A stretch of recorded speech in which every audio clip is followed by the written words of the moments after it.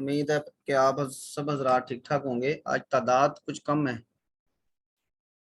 Doctor Sameera ربیہ بھی نام تو ان کا سنا تھا میں نے, شاید چلی گئی. ہاں جی حضرات علماء کرام, میں نے 2 پیجز کی ایک ریڈنگ بھیجی تھی احرام اور احصار کے بارے میں. 2 ہی پیجز تھے, تو امید ہے کہ آپ لوگوں نے وہ ذرا دیکھ لیے ہوں گے.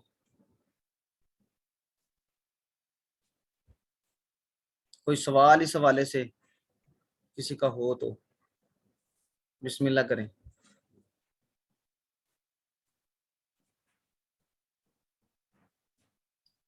میری آواز آ رہی ہے؟ جی سر آ رہی ہے. احرام میں ہے نا کہ جانور کو ساتھ لے کے چلنا, ہی اب تو نہیں ہوتا ہوگا نا؟ کیا چیز؟ احرام میں جی جی جانور کو ساتھ لے کے چلنا یہ اب نہیں ہوگا نا؟ یہ تو تب رسول اللہ علیہ وسلم کے زمانے میں وہ ایسے کرتے تھے. آج احرام میں سب سے نیچے والی لائن ہے یہ.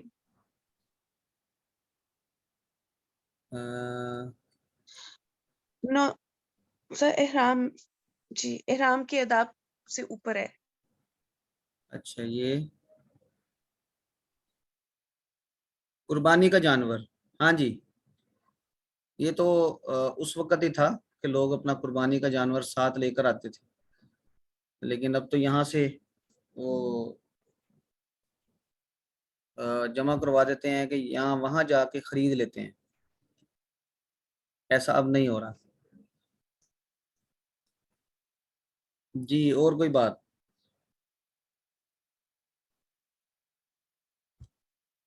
اچھا, ایک میں نے ابھی لنک بھیجا ہے جس میں استباع کا ذکر ہے. استباع یہ کیا ہوتا ہے؟ جب آپ احرام باندھتے ہیں تو استباع کرتے ہیں. گروپ کے اندر ایک لنک بھیجا ہے, اس میں مرد کا چادر کو ایک اپنا کاندھا ننگا کر کے دوسرے کاندھے پہ ڈالنا, اس کو ہم کہتے ہیں استباع. تو جب آپ طواف کر رہے ہوتے ہیں تو اس میں عام طور پہ رمل اور استباع یہ 2 چیزیں ذکر کی جاتی ہیں. تو یہ بھی اصطلاح پہلے نہیں آئی تھی, اس کو آپ ذرا نوٹ کر لیں. ہاں جی, احصار کسے کہتے ہیں؟ کوئی اس کا مفہوم بتا دیں, اس کا خلاصہ بتا دیں. اگر احصار ہو جائے تو پھر کیا کرنا ہے؟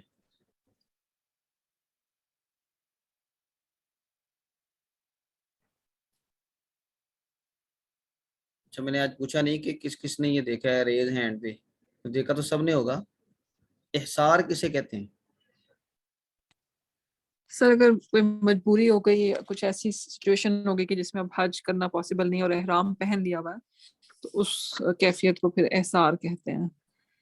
ہاں, احرام باندھنے کے بعد, احرام پہن لینے کے بعد اگر کوئی ایسا شرعی معنی یا کوئی ایسی مجبوری آ گئی ہے کہ آپ اب حرم تک نہیں پہنچ سکتے, تو اس کیفیت کو احصار کہتے ہیں, کیفیت احصار. اچھا, اس میں کچھ احکامات ہیں, تو وہ کیا احکامات ہیں؟ مثلا آپ نے احرام کھولنا ہے تو پھر کیسے کھولیں گے؟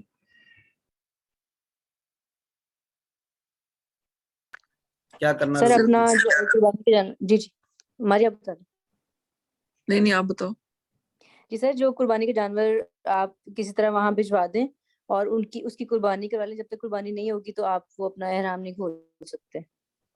ہاں, احرام نہیں کھول سکتے. اور وہ قربانی اگر آپ کے ساتھ ہے تو اس میں ایک اختلاف ہے کہ اس کو حدود حرم میں قربان کرنا ضروری ہے یا ضروری نہیں ہے. تو اس حوالے سے یہاں پہ کیا لکھا ہوا ہے؟ کیا حدود حرم میں قربان کرنا ضروری ہے؟ جی سر, حرم کے دودھ میں. حرم کی حدود میں کریں گے، لیکن اگر آپ خود نہیں جا سکتے تو قربانی کا جانور کیسے بھیجیں گے؟ سر وہ کسی بندے کے ہاتھ بھیجے. لیکن سر ہم نے وہ صلح حدیبیہ میں پڑھا تھا نا کہ وہ ہاں ہاں انہوں نے جہاں پر تھے اسی جگہ پہ کر لیا تھا اور پھر احرام کھول لیا تھا. ہاں اصل میں یہ اختلاف اسی صلح حدیبیہ والے واقعے کی وجہ سے ہے.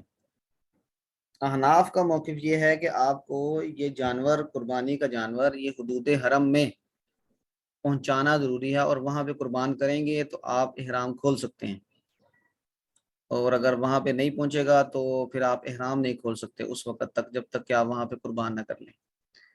اور ان پر یہ جو صلح حدیبیہ والا واقعہ ہے، یہ دیگر موقف رکھنے والے لوگ ہیں وہ کہتے ہیں کہ آپ صلی اللہ علیہ وسلم نے تو وہیں پر قربان کر دیا تھا حدیبیہ کے مقام پہ. تو اس میں پھر یہ بحث ہوتی ہے کہ حدیبیہ کیا حدود حرم میں شامل ہے یا نہیں ہے. تو احناف کا موقف یہ ہے کہ جس جگہ پر یہ حرم آپ صلی اللہ علیہ وسلم نے یہ جانور ذبح کیے تھے وہ حدود حرم میں شامل تھا وہ حصہ، اس لیے یہاں پر اس کی رعایت رکھی گئی کہ حدود حرم میں جانور قربان ہوا. لیکن دیگر حضرات کہتے ہیں کہ نہیں، یہ حدود حرم نہیں تھا. تو جس طرح آپ صلی اللہ علیہ وسلم نے جہاں پر احصار ہوا وہیں پہ جانور قربان کر کے اپنا احرام کھول دیا، اسی طرح ہر حاجی یا عمرہ کرنے والے کے لیے اگر وہ احصار کا شکار ہو جائے تو جہاں پر وہ ہو وہیں پر اگر جانور قربان کر کے اپنا احرام کھول دے تو اس کی گنجائش موجود ہے. لیکن بہتر یہی ہے کہ حدود حرم میں قربان کیا جائے. اور آج کل کیونکہ مواصلات کے لیکن ذرائع، جی جی جی سر بتائیں. وہی والی بات، سوری میں نے بات کر لی آپ کی. جی اگر آپ خود نہیں جا سکتے تو جانور کیسے جائے گا؟ پھر وہ کیا اس کا بتاتے ہیں کہ کیسے؟ ہاں وہ یہ کہتے ہیں کہ آپ کسی ذریعے سے وہاں پر جانور بھیج دیں، لیکن زیادہ سہولت بہرحال احناف کا جو نقطہ نظر ہے اس میں مشقت ہے. اور آج کل کے اعتبار سے تو آپ کسی بھی ذریعے سے مثلا قربانی بک کروا لیں، نیٹ پہ بک کروا لیں، یا وہاں پہ کسی کو کہہ دیں، فون کر دیں، کوئی ایسا رابطہ ہو جائے تو اس کی رعایت کی جا سکتی ہے.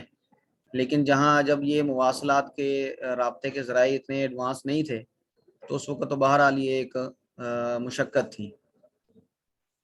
تو بہتر یہ ہے کہ حدود حرم میں ہو، لیکن اگر ممکن نہیں ہے ایسا تو پھر ایسا تو نہیں ہو سکتا کہ آپ اس وقت تک انتظار ہی کرتے رہیں اور احرام کی پابندیاں جھیلتے رہیں جب تک کہ حرم میں قربانی ہونے کا گویا کہ یقین یا غالب گمان حاصل نہیں ہوتا.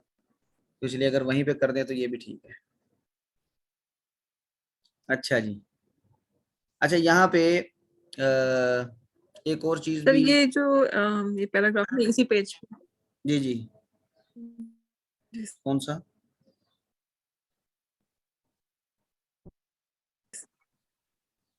سر یہ اسی پیج پہ جو ہے نا، یہ جو حج کا احرام باندھنا تھا، لاسٹ پیراگراف اس پیج کا، اور جو یہاں پہ ختم ہو رہا ہے تو یہ کہتے ہیں کہ یعنی اس کی وہ کنڈیشن ختم ہو گئی اور وہ خود پہنچ سکتا تھا حج کے لیے، وہ پہنچ گیا، اور جو اس نے قربانی کے لیے جانور بھیجا تھا اس سے بھی پہلے وہ خود پہنچ گیا. تو یہ لکھا ہوا ہے تو پھر دوبارہ سفر حج کرنا اس پر واجب ہوگا. اس کا کیا مطلب ہے؟ یعنی وہ جو سفر وہ جو حج کے لیے وہ جو سارا کچھ تھا، یہ آخری پیرا جو آپ کہہ رہے ہیں یہ والا؟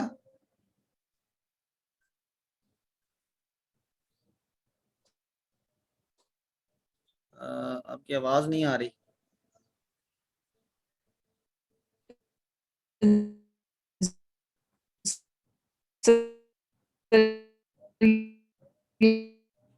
جو پہلی جم ہو گئی جس کی وجہ سے وہ نہیں جا سکتا تھا،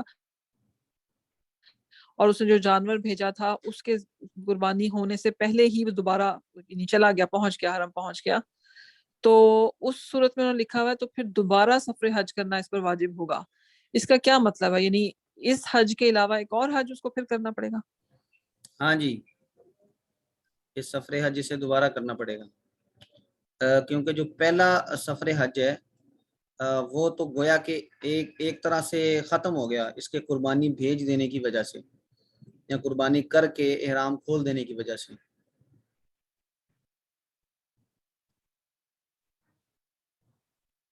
جی آواز آ رہی ہے میری؟ جی سر، لیکن اس میں پیراگراف میں یہ لکھا ہوا ہے کہ دیکھیں، یہ لکھا ہوا ہے کہ اور اگر قربانی کا جانور بھیجنے کے بعد ایام حج سے پہلے ہی وہ رکاوٹ دور ہو گئی جو پیدا ہو گئی تھی، اور اب وہ اس موقف میں ہے کہ مکرمہ پہنچ کر نہ صرف یہ کہ حج کی ادائیگی اور تکمیل کر سکتا ہے، بلکہ بھیجے گئے جانور کے لیے اس نے قربانی کی جو تاریخ اور اس وہ پہنچ گیا حرم میں اور ابھی حج کے دن بھی باقی ہیں تو وہ حج کر سکتا ہے. تو اس کی مجھے سمجھنے کہ انہوں نے لکھا ہوا آخر میں کہ دوبارہ سفر حج کرنا واجب ہے. وہ یہ کہہ رہے ہیں کہ دوبارہ سفر حج کا مطلب یہ ہے کہ جب اس نے قربانی بھیج دی تو ایک طرح سے اس نے سفر حج موقوف کر دیا. یہ والا جو سفر حج جس پہ وہ نکلا تھا یہ موقوف کر دیا. اب اس کو یہ چانس پیدا ہو گیا کہ رکاوٹ دور ہو گئی ہے اور میں وہاں پہ پہنچ سکتا ہوں قربانی ذبح ہونے سے پہلے. تو اب یہ وہاں پر بیٹھا نہ رہے بلکہ یہ سفر اپنا دوبارہ شروع کر دے. یہ دوبارہ شروع کرنے کے معنی میں ہے. یہ اس معنی میں نہیں ہے کہ وہ یہ سفر بھی کرے گا اور پھر اگلے سال دوبارہ حج کا سفر دوبارہ حج کرنے آئے گا. یہ معنی نہیں ہے، یعنی دو سفر کرنے کا معنی نہیں ہے، بلکہ جو سفر اس نے منقطع کیا تھا اس منقطع شدہ سفر کو دوبارہ شروع کرنا ضروری ہے، کیونکہ اب یہ گویا کہ حج کر سکتا ہے. جی واضح ہوا ہے؟ جی سر بالکل واضح ہو گیا. ہاں، یہ ایسا نہیں ہے کہ اس نے یہ سفر بھی کر لیا اور پھر اگلے سال وہ دوبارہ بھی یا کبھی بھی دوبارہ بھی وہ سفر حج کرے گا. یہ دو حج کرنا مقصد نہیں ہے یہاں پہ، بلکہ جو یہاں پر اس نے قربانی بھیجنے کی وجہ وہ ریلیکس کر گیا تھا، جو اب یہ ریلیکسیشن ختم کر کے اس کو دوبارہ اس سفر کو شروع کرنا چاہیے اور وہاں پہنچنے کی کوشش کرنی چاہیے. یہ مطلب ہے. اچھا، یہ جو آخری پیرا ہے یہ وہی ہے جو میں نے ابھی بتایا کہ اگر آخر الذکر مسئلہ میں احناف کی رائے میں بہت تنگی اور دشواری ہے، اس لیے اگر کوئی شخص ایسی صورت سے دوچار ہو جائے اور بر وقت کوئی ایسا آدمی نہ مل سکے جس کے ذریعے جانور بھیج دے تاکہ حرم میں اس کی قربانی ہو، تو ایک ضرورت سمجھ کر جمہور کے مسلک پر عمل کر کے اور مقام احصار ہی پر جانور ذبح کر کے حلال ہو جانے کی گنجائش ہونی چاہیے. اور آگے یہ ایک فقہ کا مسئلہ ہے، الامر اذا ضاق اتسع، کہ معاملہ جب تنگ ہو جائے، یعنی تنگی اتنی زیادہ ہو جائے کہ اس کی شرائط کی رعایت رکھنا یہ ممکن نہ رہے، تو اتسع، پھر اس معاملے میں وسعت پیدا ہو جاتی ہے، یعنی اللہ اس میں رخصت دے دیتے ہیں. یہ فقہ کا ایک اصول ہے. یعنی جب آپ مثلا مرنے کے قریب ہیں اور کھانا حرام کا ہی پڑا ہے تو اب یہ تنگی پیدا ہو گئی، اتنی تنگی پیدا ہو گئی کہ اس سے نکلنے کا اور کوئی چارہ نہیں سوائے ارتکاب حرام کے. آپ حرام کھائیں گے تو آپ کی جان بچے گی. تو اب یہ اتسع، یعنی اب آپ کو رخصت مل گئی کہ آپ اپنی جان بچانے کے لیے یہ حرام کھانے کا کھا سکتے ہیں ضرورت کے تحت. تو اس کو ہم کہہ دیتے ہیں کہ اضطراری کیفیت میں حرام بھی حلال ہو جاتا ہے. تو اذا ذاق کا مطلب ہے کہ جب اضطرار پیدا ہو جائے. اضطرار کا مطلب ہے کہ آپ کے پاس یعنی جو جائز شکلیں ہیں ان کو اختیار کرنے کی کوئی صورت باقی نہ رہے، تو اس وقت پھر آپ جو ایسی شکلیں ہیں کہ جن کی گنجائش عام طور پہ نہیں دی جاتی تو آپ ان کو بھی اختیار کر کے اس صورتحال سے نکل سکتے ہیں. اچھا جی، یہ ہمارا جو حج کے احکامات ہیں ان کا خلاصہ ہلکا پھلکا سا آپ نے دیکھ لیا. اللہ تعالیٰ اس میں اس کو عملاً برتنے کی توفیق عطا فرمائے سب کو. بہت سارے احکامات عملاً کرنے سے پھر آدمی کو پختہ ہوتے ہیں، لیکن اس میں دو لنک میں نے بھیجے ہیں. ایک لنک ہے کہ قربانی جو حاجی کی ہے، حاجی پر قربانی واجب ہوتی ہے یا نہیں. یہ ایک سوال مجھے ان باکس میں بھیجا تھا جو ہمارے آپ کے ہی سمیسٹر کا دوسرا گروپ ہے، ان کے ایک دوست نے. اس نے کہا تھا کہ اگر حاجی ایک تو اس نے دم تمتع والی قربانی کرنی ہے، قران یا تمتع اس نے کیا حج، تو اس کی قربانی کرنی ہے. تو وہ تو وہاں پہ کرے گا، اور اس کا حدود حرم میں ہونا ضروری ہے، جس کو ہم دم شکر کہتے ہیں یا دم تمتع کہتے ہیں، اس کا حدود حرم میں ہونا ہی ضروری ہے۔ اور اگر اس آدمی پر جو عید الاضحیٰ کی قربانی ہے یہ بھی واجب ہوتی ہے یا نہیں ہوتی، تو اس کا تعلق اس کے مسافر ہونے کے ساتھ ہے۔ یہ میں نے بتایا تھا کہ حاجی عموماً مسافر ہوتے ہیں، اور ہمارے اصطلاح میں یعنی احناف کی اصطلاح میں مسافر اس آدمی کو کہتے ہیں جو کسی ایک جگہ پر 15 دن کم از کم قیام کرنے کی نیت کر لے، نیت نہ کرے۔ اگر وہ نیت کر لے گا تو پھر یہ مقیم کے حکم میں ہے۔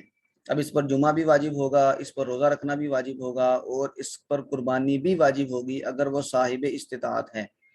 لیکن اگر وہ آدمی مسافر ہے تو پھر اس کو یعنی اس نے 15 دن کسی ایک مقام پر رہنے کی نیت نہیں کی، تو پھر اس پر نہ قربانی واجب ہے، نہ جمعہ واجب ہے، اور نہ ہی روزہ رکھنا، رمضان کا روزہ رکھنا واجب ہے، بلکہ رخصت ہے اس کے لیے کہ وہ بعد میں رکھ لیں۔ اچھا، یہ جو رخصتیں ہیں سفر کی، اس کا تعلق سفر کے ساتھ ہے۔ اب حاجی جو یہاں سے گیا اور مکہ میں اس نے 15 دن رہنے کی نیت نہیں کی، مینا میں جانے سے پہلے پہلے وہ 15 دن پورے ہونے چاہیے، یعنی 8 ذو الحج کو مینا کی طرف حاجی چلے جاتے ہیں، اور مینا سے پھر عرفات انہوں نے جانا ہوتا ہے۔ تو یہ مینا میں جانے سے پہلے پہلے اگر وہ مکہ مکرمہ میں 15 دن رہنے کی نیت ان کی ہے تو وہ مقیم ہے۔ اب اگر وہ صاحب استطاعت ہیں، صاحب استطاعت کا مطلب یہ ہے کہ ان کے پاس جو حج کے اخراجات ہیں اس کے علاوہ قربانی استطاعت موجود ہے، یعنی وہ زکوٰۃ کا نصاب وغیرہ موجود ہے، تو اب یہ قربانی عید الاضحیٰ کی بھی ان پر واجب ہوگی۔ اور وہ قربانی ضروری نہیں ہے کہ وہ یہاں مکہ میں یا حرم میں ہی کریں، وہ اگر پیچھے ان کے جو لواحقین ہیں اپنے مقام پہ مثلا پاکستان میں ہیں، وہ اگر ان کی طرف سے کر دیں تو یہ بھی ہو جائے گی۔ لیکن اگر مینا میں 8 ذو الحج کو مینا میں جانے سے پہلے پہلے ان کے 15 دن کی نیت یا 15 دن کا دورانیہ پورا نہیں ہوتا تو پھر یہ مسافر ہیں، پھر ان پر عید الاضحیٰ کی قربانی واجب نہیں ہے۔ واجب نہ ہونے کا مطلب یہ ہے کہ یہ نہ کرنا چاہیں تو اللہ کی طرف سے کوئی پابندی نہیں، لیکن اگر کوئی آدمی نیکی کی نیت سے خود کر دے، گھر والوں کو کہہ دے کہ میری طرف سے قربانی کر دیں، تو ہو جائے گی، یعنی یہ نیکی کا کام تو ہے ہی۔ جس طرح کہ آدمی اپنی مرضی سے جتنا مرضی پیسہ خرچ کرے، اس میں کوئی شریعت پابندی نہیں لگاتی، تو اس طرح اگر اپنی مرضی سے کوئی آدمی اپنی قربانی کر دیتا ہے تو ہو جائے گی، لیکن یہ شرعاً اس پر واجب نہیں ہے اس کے مسافر ہونے کی وجہ سے۔ جی، اس حوالے سے کسی کا کوئی سوال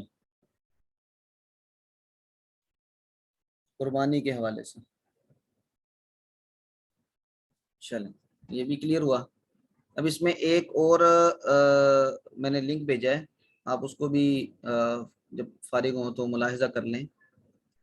وہ ہے ترتیب کے حوالے سے۔ مثلا احناف کے نزدیک ترتیب واجب ہے 9 ذو الحج کے اعمال میں۔ مثلا جب آپ عرفات کے لیے نکلنا 10 ذو الحج کے اعمال میں، 9 میں نہیں، 9 میں تو آپ نے عرفات کے میدان میں وقوف کرنا ہوتا ہے، وقوف عرفہ۔ آپ عرفات میں جب پہنچتے ہیں، عرفات سے جب پہنچتے ہیں مزدلفہ میں، اور وہاں پر 2 نمازیں اکٹھی کرتے ہیں، عشاء، مغرب اور عشاء کی، اور اس کے بعد آپ نے صبح کے وقت وہاں سے جانا ہوتا ہے مینا میں، تو وہاں پر آپ نے 3-4 اعمال کرنے ہوتے ہیں۔ سب سے پہلے آپ نے رمی کرنی ہوتی ہے، جمرہ اولا، جو بڑا شیطان ہے اس کو کنکری اس دن صرف، یعنی 10 ذوالحج کو صرف اس کو کنکری مارتے ہیں، تو وہ 7 کنکریاں مارنی ہیں۔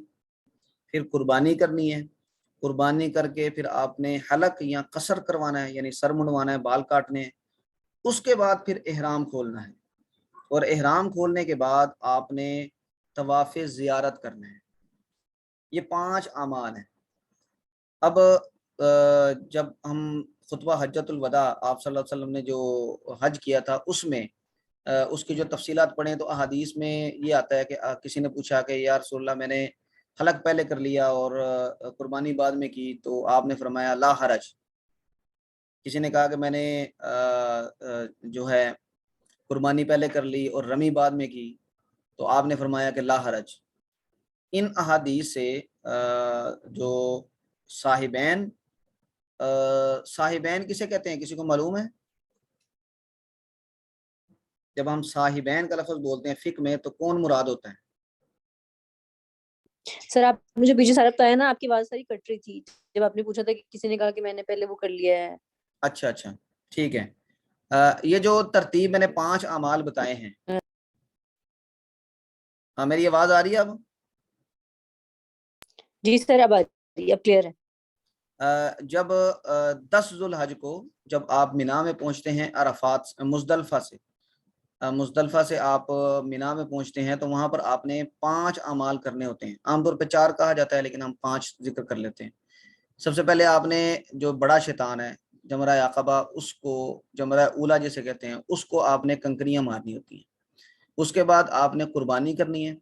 قربانی کرنے کے بعد آپ نے سر منڈوانا ہے یا بال کاٹنے ہیں. اس کے بعد آپ نے احرام کھولنا ہے، اور احرام کھولنے کے بعد آپ نے طواف زیارت کرنا ہے. طواف زیارت میں کیونکہ گنجائش ہے وہ آپ دوسرے تیسرے دن بھی کر سکتے ہیں، 11 اور 12 کو بھی کر سکتے ہیں، تو اس لیے عام طور پر اس کا تذکرہ نہیں کیا جاتا. یہ 4 اعمال ایسے ہیں کہ جن میں احناف کے نزدیک ترتیب رکھنا واجب ہے. یعنی پہلے آپ کنکریاں ماریں گے، پھر قربانی کریں گے، پھر حلق کریں گے، اور پھر احرام کھولیں گے. لیکن جو دیگر ائمہ ہیں ان کے نزدیک یہ واجب نہیں ہے، کیونکہ وہ دلیل کے طور پہ وہ احادیث پیش کرتے ہیں کہ جو خطبہ حجۃ الوداع کے موقع پہ، یعنی آپ نے جو حج کیا تھا اس موقع پہ آپ سے مختلف لوگوں نے مختلف سوالات کیے. ان میں سے سوال کیا تھا؟ وہ اسی ترتیب کے بارے میں تھا. کسی نے کہا جی میں نے رمی پہلے کر لی ہے، اور نہ میں نے قربانی پہلے کر لی ہے، رمی بعد میں کی ہے. تو آپ نے فرمایا کہ لا حرج. کسی نے کہا کہ میں نے حلق پہلے کر لی ہے اور قربانی بعد میں کی ہے، تو آپ نے فرمایا لا حرج. تو یہ جو تقدیم و تاخیر پر آپ لا حرج کا فرما رہے ہیں لوگوں کو، تو اس کا مطلب ہے کہ آپ تقدیم و تاخیر کو، اس ترتیب کو لازم نہیں سمجھ رہے، بلکہ اس میں اگر کوئی چیز پہلے کر لی جائے کوئی بعد میں کر لی جائے تو اس سے کوئی حرج نہیں ہوتا. لیکن جو احناف ہیں ان کا موقف یہ ہے، خاص طور پہ امام ابو حنیفہ کا، کہ یہ 4 اعمال میں ترتیب رکھنا واجب ہے. اگر کسی آدمی نے یہ ترتیب نہ قائم رکھی تو اس کو ایک قربانی کرنی پڑے گی، دم دینا پڑے گا. اب یہاں پہ بڑے خاص طور پہ جو یہ ہمارے علاقے ہیں جہاں پر حنفی زیادہ ہیں، وہاں پہ لوگوں کو بڑی تشویش ہوتی ہے. وہ کیا ہوتا ہے کہ قربانی کس وقت ہوئی، یہاں سے پیسے لے لیے بینکوں نے، اور وہاں پہ قربانی کیونکہ ترتیب کے مطابق آپ کو کنکریاں مارنے کے بعد قربانی کرنی ہے، قربانی کے بعد آپ نے حلق کرنا ہے، پھر احرام کھولنا ہے. تو اب وہ کہتے ہیں کہ قربانی کس وقت ہوگی اور ہم احرام کب کھولیں گے، یہ گڑبڑ ہو جاتا ہے. تو اس لیے وہ اس بات کا اہتمام کرتے ہیں. کئی بہت سارے جو زیادہ کریزی ہوتے ہیں تو وہ اپنا جانور خرید کے وہاں قربانی کرنے کی کوشش کرتے ہیں کہ ترتیب قائم رہے. اور کچھ ایسے ہوتے ہیں کہ جو بار بار فون کرتے ہیں اپنے معلم کو اور کہتے ہیں کہ بتاؤ قربانی ہوئی کہ نہیں ہوئی. تو یہ کافی اس میں مسائل ہوتے ہیں، خاص طور پہ ہمارے علاقے جو پاکستان، انڈیا اور یہ ادھر کے علاقے ہیں، یہاں کے حاجیوں کو.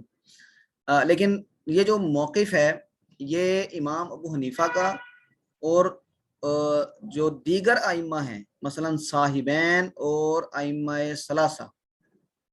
اب میں نے یہ پوچھا تھا کہ صاحبین کا لفظ جب ہم فقہ میں بولیں گے تو ان سے کون مراد ہوں گے؟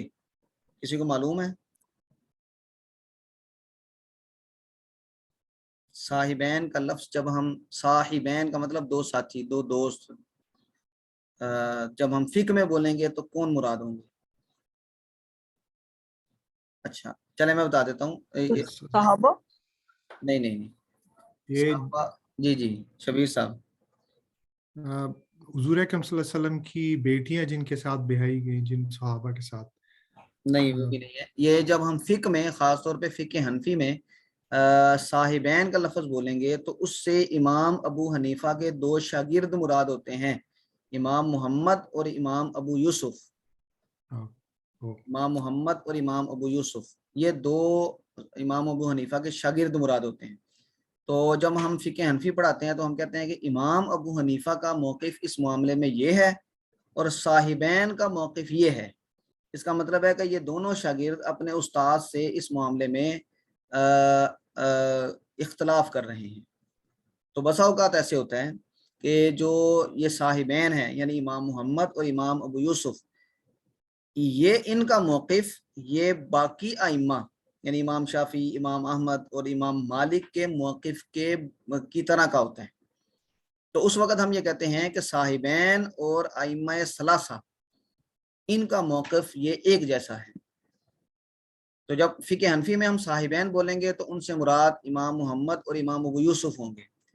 اسی طرح جب ہم بولیں گے حدیث میں شیخین کا لفظ بولیں گے، شیخین، دو شیخ، تو اس وقت کون مراد ہوں گے حدیث میں جب بولیں گے؟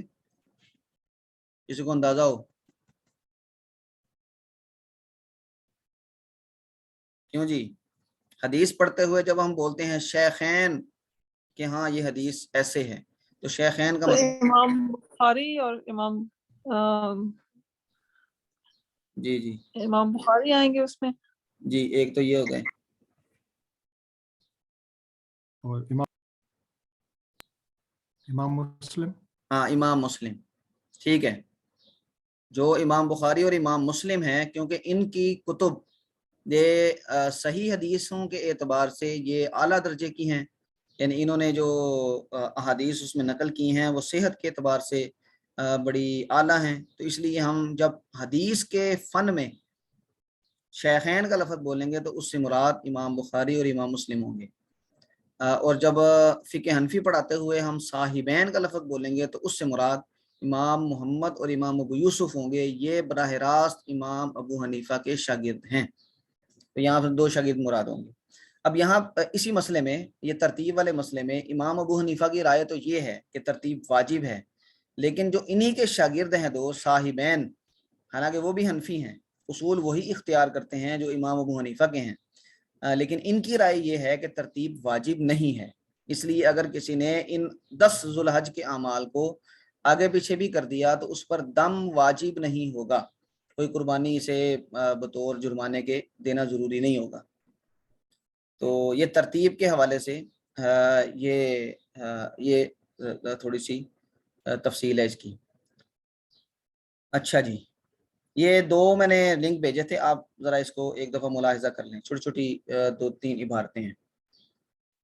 اچھا، اب ایک دفعہ کوئی آپ میں سے حج کا طریقہ یہ دہرا دے تاکہ ہم ذرا حج کا جو سارا طریقہ ہے وہ پڑھ لیں شروع سے کا مطلب یہ ہے کہ آپ جب اپنے گھر سے چلیں گے تو اس وقت پھر کیا کیا آپ نے کرنا ہے، اور جب آپ طواف وداع کر لیں گے یعنی خانہ کعبہ کا آخری طواف کر کے اپنے گھر کو واپس آئیں گے، وہاں تک کوئی بیان کر دیں. ساتھ ساتھ اگر کوئی ہوا تو ہم لقمہ دیتے رہیں گے.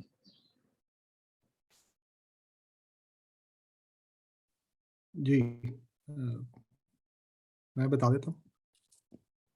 جی جی بسم اللہ کریں. سب سے پہلے تو حج کی نیت کرنی ہے کہ آیا حج تمتع کر رہے ہیں، افراد یا قران، تو اسی حساب سے حج و عمرے کی نیت کی جائے گی.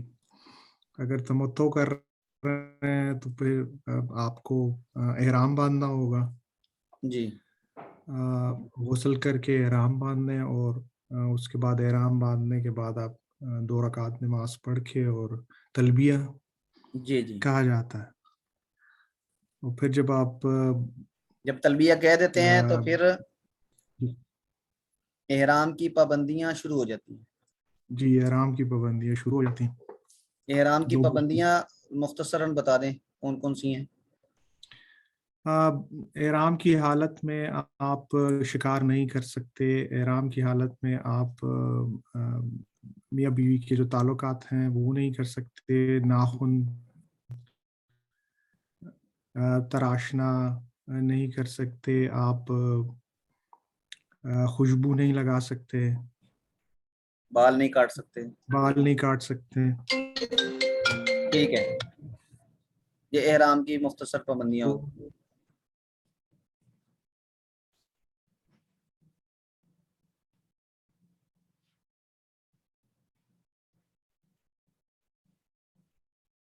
داخل ہوتے ہیں تو سب سے پہلے آپ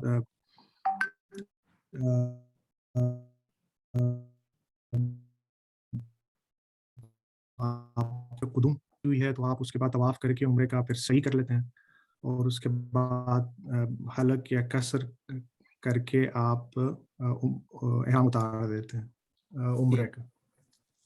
یہ احرام کہاں پہ باندھنا ہوتا ہے؟ یہ آپ میقات جو بنائی ڈیفائن کی گئی ہیں اس سے باہر، اس سے پہلے اور یہ کتنے ہیں؟ غالباً 4 مقامات بتائے گئے تھے اس میں۔ کیوں جی 4 ہیں کہ زیادہ ہیں؟ 4 باقی لوگ تصدیق کریں، کوئی بتا دیں 4 ہیں یا زیادہ ہیں یا کم ہیں؟ 5 ہے میرے خیال سے۔ پکا بتائیں نا، خیال تو 4 ہیں کہ 5؟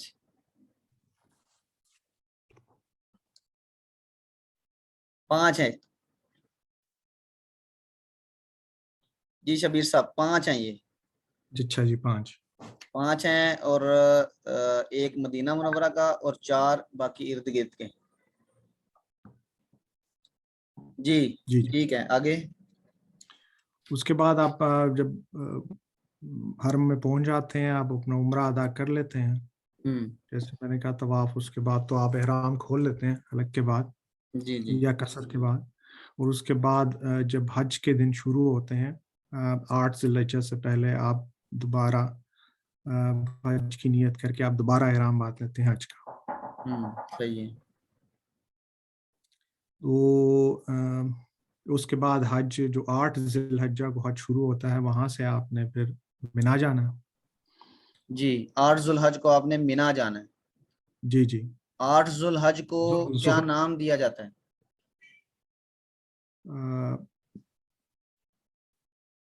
یوم الترویہ۔ یوم الترویہ، جی ہاں۔ ترویہ کیوں کہتے ہیں اسے؟ کیونکہ یہ شروع ہوتا ہے، تہیہ کرتے ہیں۔ اور کوئی بتا دیں یوم الترویہ اسے کیوں کہتے ہیں؟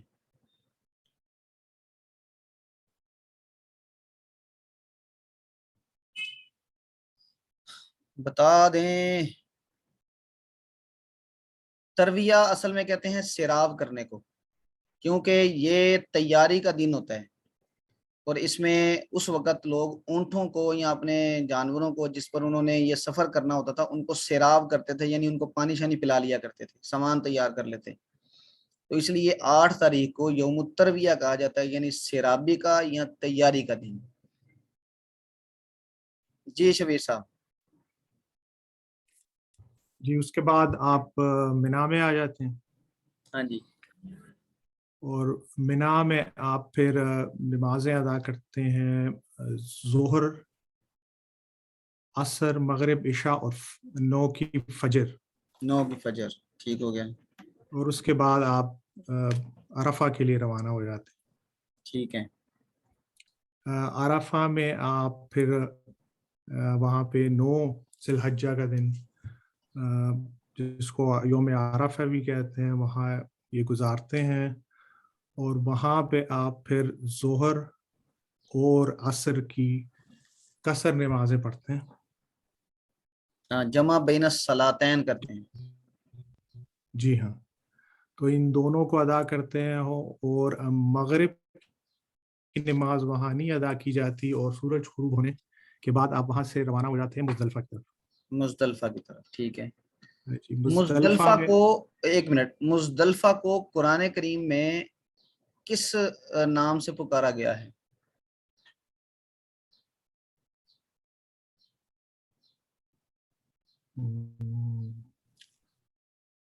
اس کو کہتے ہیں مشعر حرام۔ مشعر حرام، مزدلفہ کو مشعر حرام دوسرے سپارے کے 8ویں رکوع میں مشعر حرام کہا گیا، تو مشعر حرام سے مراد مزدلفہ ہے۔ ٹھیک ہے جی۔ جی مزدلفہ پہنچ گئے۔ مزدلفہ پہنچنے کے بعد آپ مغرب اور عشاء کی نماز جو قصر دونوں ادا کرتے ہیں۔ جی یہاں پر بھی جمع بین الصلاتین کریں گے اور یہ جمع بین الصلاتین مغرب اور عشاء کی ہوگی، اور کس وقت میں ہوگی؟ مغرب کے وقت میں کہ عشاء کے وقت میں؟ یہ عشاء کے وقت میں ہوگی، کیونکہ آپ وہاں مغرب کے بعد ہی عرفہ سے نکلتے ہیں، تو یہ عشاء کے ٹائم میں ہی دونوں جمع ہوں گی۔ اور جو پہلی دو آپ نے پڑھی تھی وہ کس وقت میں ہوں گی؟ وہ ظہر اور ظہر عصر، کے وقت۔ وہ ظہر کے وقت میں ہوں گی۔ اچھا ان میں ایک اور بھی فرق ہے، جو ظہر کے وقت میں آپ نے دو نمازیں پڑھی ہیں وہ ایک اذان اور ایک اقامت کے ساتھ ہوں گی، اور جو آپ نے مزدلفہ میں دو نمازیں پڑھی ہیں مغرب اور عشاء کی، وہ ایک اذان اور دو اقامت کے ساتھ ہوں گی، یعنی مغرب کی اقامت الگ ہوگی اور عشاء کی اقامت الگ ہوگی۔ اچھا ایک اور چیز آپ بتائیں کہ آپ نے نماز، جب ہم نماز کے احکامات پڑھ رہے تھے تو اس میں جمع بین الصلاتین کی تفصیل پڑھی تھی، تو احناف بھی جمع بین الصلاتین کے قائل ہیں، اور ان کا موقف کیا ہے اس میں؟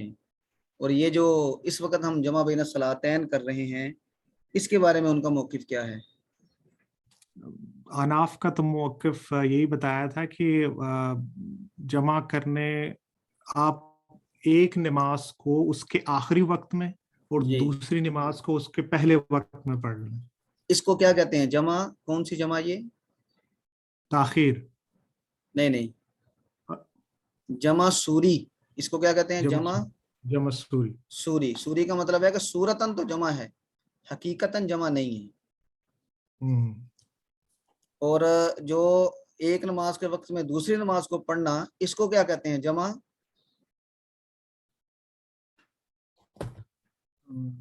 اس کو وہ کیا کہتے ہیں؟ اس کو کہتے ہیں جمع حقیقی۔ اچھا، یعنی ان کے ہاں جمع سوری تو جائز ہے، جمع حقیقی جائز نہیں ہے سوائے 9 ذوالحج کے دن کے۔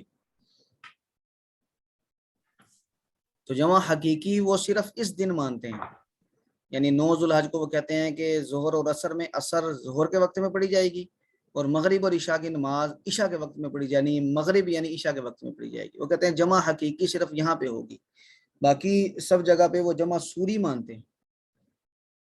جی ٹھیک ہو گیا، آگے عشاء اور فجر کی مغرب اور عشاء کی نمازیں جمع کر کے پڑھ لی ہم نے۔ ہاں جی، پھر یہاں پہ آپ رات گزارتے ہیں مزدلفہ میں، جی اور پھر فجر کی نماز کے بعد، سورج نکلنے کے بعد آپ مزدلفہ سے نکل جاتے ہیں جی صبح ٹھیک ہو گیا، 10 ذی الحجہ کو۔ جی اس کے بعد آپ منا میں آتے ہیں اور رمی کرتے ہیں، جمار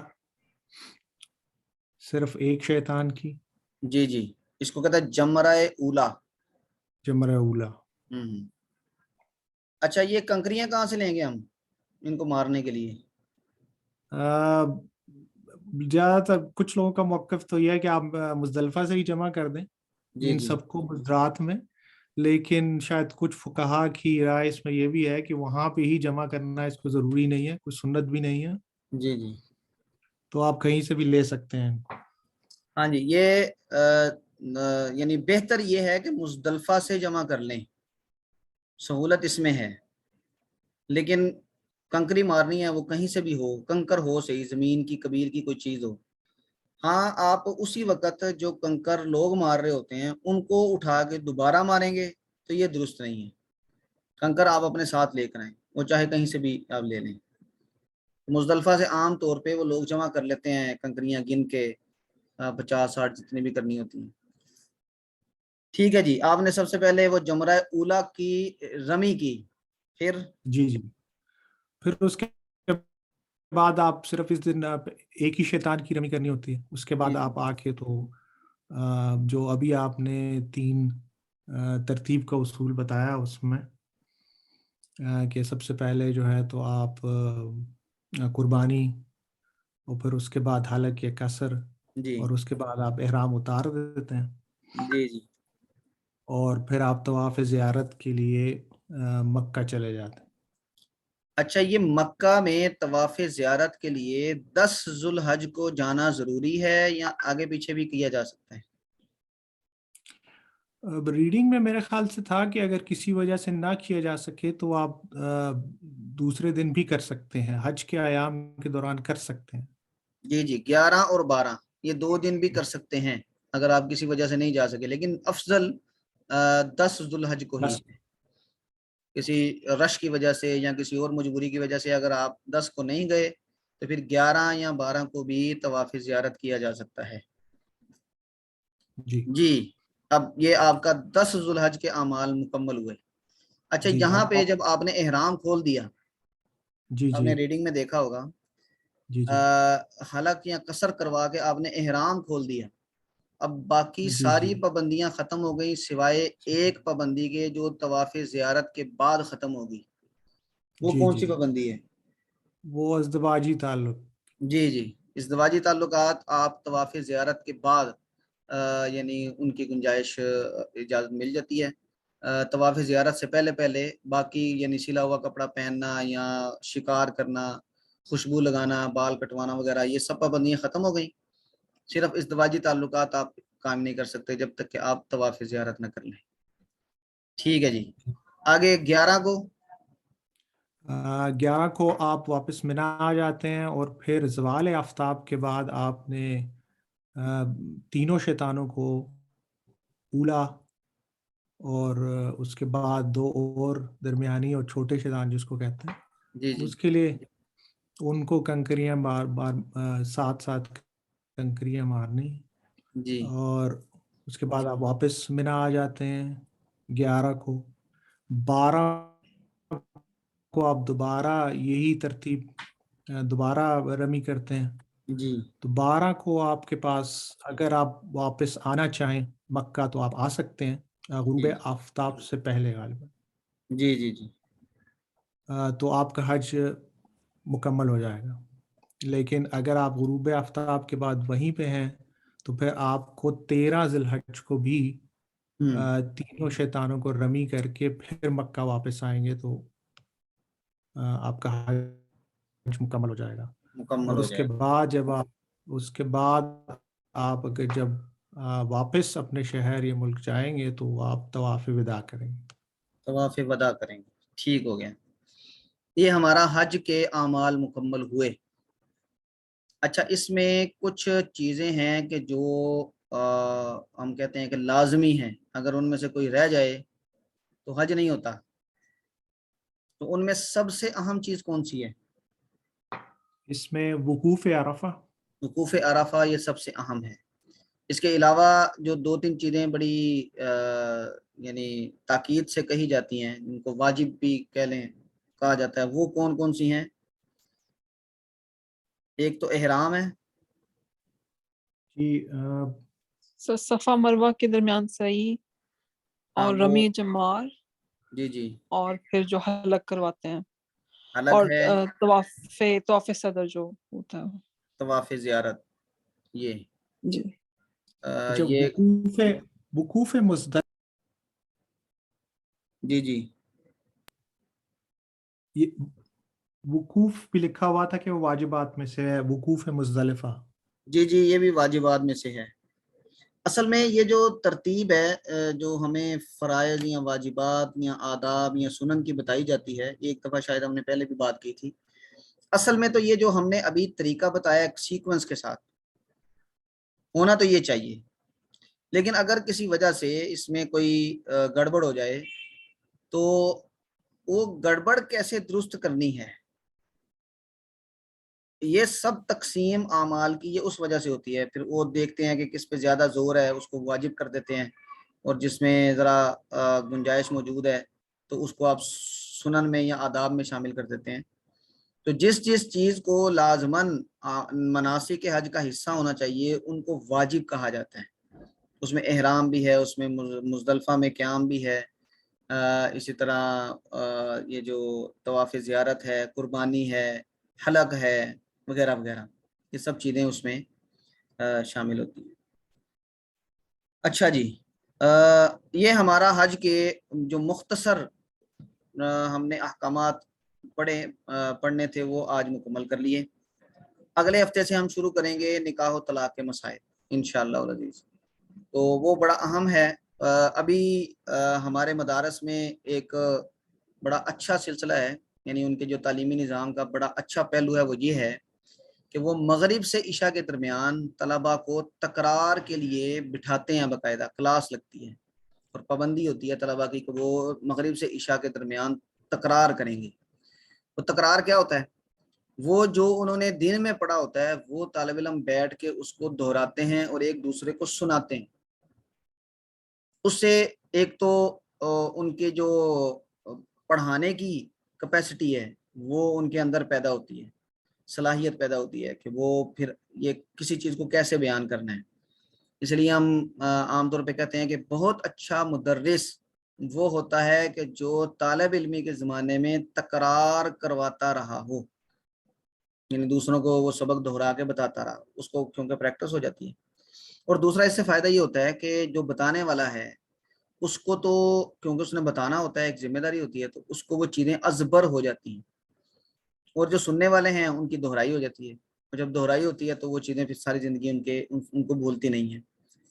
तो मेरी ये गुजारिश है कि आजकल हज के अय्याम हैं, लोग हज के लिए जा रहे हैं, तो अगर आपको कहीं किसी हज के लिए जाने वाले से मुलाकात का मौका मिले तो आप एक दफ़ा उसके साथ इसका तकरार कर लें, यानी उसको ये तरीका एक दफ़ा उससे सुन लें या उसको सुना दें। इससे उम्मीद है कि आपके जो यानी जो नॉलेज है आपके वो अज़बर हो जाएगा और उसमें भूलने की फिर गुंजाइश बहुत थोड़ी रह जाती है। तो ख़वातीन भी जा रही होती हैं, मर्द भी जा रहे होते हैं, तो कोई आपको मिले तो उसको एक दफ़ा ये सारा तरीका जो आपने सीखा है वो उसको बता दें, और उसमें फिर वो कुछ सवालात पूछेगा वो भी आपके सामने आएंगे। वो सवालात जब आप तलाश करेंगे तो मज़ीद इल्म में इजाफा होगा। तो एक तो ये गुजारिश है, इस पे मौका मिले तो ज़रूर अमल करें। अच्छा, दूसरा ये है कि हम अगले हफ्ते से जो शुरू करेंगे वो हम अलग से भी, मैंने बताया था कि अलग से भी एक कोर्स हमने डिज़ाइन कर लिया, वही जो आपको पढ़ाना था वो हम 2 हफ्ते के लिए उसको अनाउंस कर रहे हैं। वो उसके 6-7 लेक्चर होंगे, 8 लेक्चर होंगे और वो सारा तरीका उसमें बताया जाएगा। लेकिन आपने क्योंकि ये बाकायदा आपके कोर्स का हिस्सा है तो उसको हमने डिटेल से पढ़ना है। वो आप थोड़ी इस तरह तवज्जो से पढ़ें, जो लोग तशरीफ़ नहीं लाए आज क्लास में, मैं उनसे भी गुजारिश करूँगा कि आप इसको फिर अपने हल्के में पढ़ा सकें, अपने हल्के में इसका तकरार करवा सकें, लोगों को बता सकें। इसकी बड़ी ज़रूरत है। ये हमारे ख़ानदानी निज़ाम की बड़ी बुनियाद है इस पे, और लोगों को इन मसाइल का नहीं पता और इसकी तरफ तवज्जो भी नहीं है, और उसकी वजह से ये होता है कि ख़ानदानों में बहुत सारी चपकलशें ये पैदा हो भी जाती हैं और ख़ानदान टूट भी जाते हैं। तो हम इंशाल्लाह अगले हफ्ते से इसका आगाज़ करेंगे इंशाल्लाह। तो हज के हवाले से या उम्रा के हवाले से अगर कोई सवाल ज़हन में हो तो वो बताएं, अगर नहीं तो फिर हम जी शबीर साहब। एक सवाल मैंने पूछना था कि अगर कोई शख्स या मुसलमान हज और उम्रे की नीयत से मक्का में दाखिल नहीं होता जी जी तो मीकात से गुजरने के लिए भी उसको एहराम बांधना ज़रूरी है ताकि वो उम्रा करे? नहीं, ये ज़रूरी नहीं है। मसलन लोग बिजनेस करते हैं, अब और उनका आना जाना लगा हुआ है, तो बेहतर ये है कि वो जब जाएं, मक्का जाना ही है, मक्का में अगर उन्होंने जाना है तो बेहतर ये है कि वो मक्का में जाएं और पहले उम्रा कर लें, कितना टाइम लगेगा। लेकिन अगर ऐसा नहीं होता तो एहराम बांधना मीकात से उनके लिए ज़रूरी नहीं है। मक्का एक शहरों की तरह का एक शहर है, वहाँ पे सारी इंसानी एक्टिविटीज़ हो रही हैं, बिजनेस हो रहे हैं, शादी ब्याह हो रहे हैं और दीगर जो मामला हैं वो सारा कुछ हो रहे हैं। तो अगर कोई आदमी हज या उम्रे की नीयत से मीकात से नहीं गुजर रहा तो उसके लिए ये ज़रूरी नहीं है। लेकिन कुछ उलमा का मौक़िफ़ ये है कि जब भी आप मीकात से गुजरेंगे मक्का जाने की नीयत से, मुसलमान हो तो उसके लिए एहराम बांधना ज़रूरी है और वो जाके उम्रा करेगा। लेकिन जो मोतदिल मौक़िफ़ है वो यही है कि ये ज़रूरी नहीं है। जी सायरा बिलाल। शबीर साहब आपकी बात पूरी जी हो गई? जी, बस उसमें एक लफ्ज रीडिंग में इस्तेमाल हुआ था वारिद हरम का भी, कि वो वारिद हरम हो तो वो एहराम बांधे। हाँ, तो वो उस सवाल जी वारिद हरम अगर उम्रा और हज की नीयत से जा रहा है तो फिर तो उसके लिए एहराम बांधना जरूरी है ही। लेकिन वारिद हरम अगर किसी और नीयत से जा रहा है तो फिर उसके लिए बेहतर तो है कि वो जाए और जाके वहाँ पे हाजिरी दे, उम्रा कर ले, कुछ ज़्यादा वक्त तो नहीं लगेगा। लेकिन अगर किसी और नियत से जा रहा है तो उसके लिए गुंजाइश मौजूद है तो वो बगैर एहराम के भी जा सकते हैं।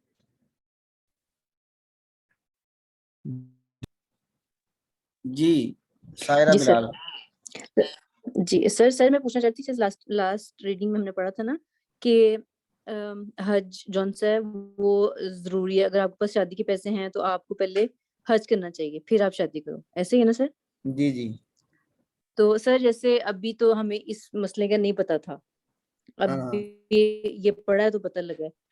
तो अब जैसे हम आए हैं यहाँ ऑस्ट्रेलिया तो हमने पहले अपना घर ले लिया, इतनी सेविंग्स थी कि हमने घर ले लिया, तो अब इतनी सेविंग है कि हम हज करेंगे तो इसके बाद सेविंग नहीं होएगी, मतलब पूरी फैमिली अगर हज करती है ना तो सेविंग्स खत्म हो जाती है, तो इसके बारे में क्या हुक्म है?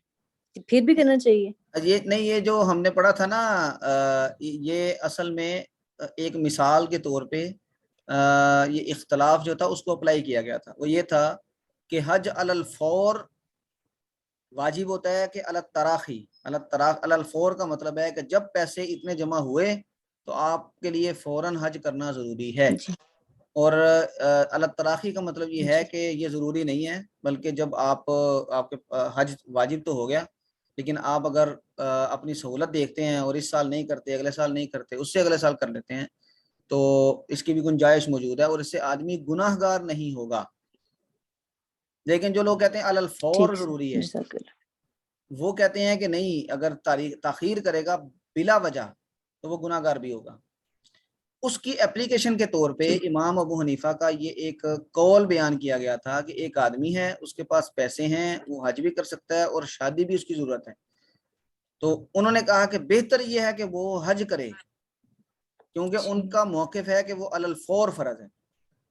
लेकिन जो दीगर लोग हैं, जो दूसरा मौक़िफ़ है और वो भी बड़े बड़े आइम्मा का है, तो वो कहते हैं कि नहीं, अल्लाह तराखी फ़र्ज है, इसलिए अगर वो शादी कर ले पहले और बाद में हज कर ले तो इसकी भी उसके पास गुंजाइश मौजूद है। ये इस तनाजुर में हमने ये मिसाल पढ़ी थी।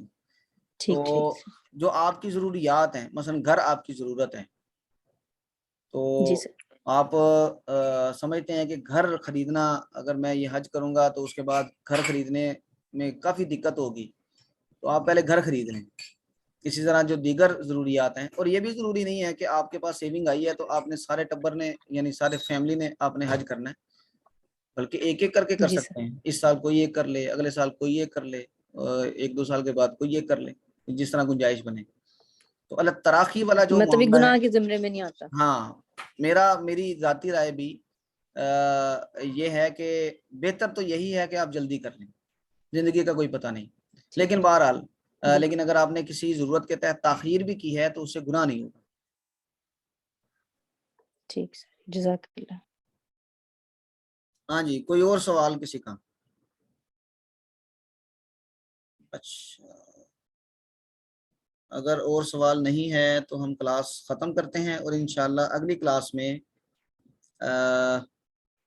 जो आइली मसाइल हैं उनकी इब्तिदा करेंगे इंशाल्लाह अज़ीज़। ठीक है जी, दुआओं की दरख्वास्त है, इंशाल्लाह अगली क्लास में मुलाकात होगी। सिस्टर सायरा, आपने कुछ पूछना तो नहीं है? नहीं सर, जज़ाकल्लाह। अच्छा जी, ठीक है जी। अस्सलामु अलैकुम वरहमतुल्लाहि वबरकातुहू।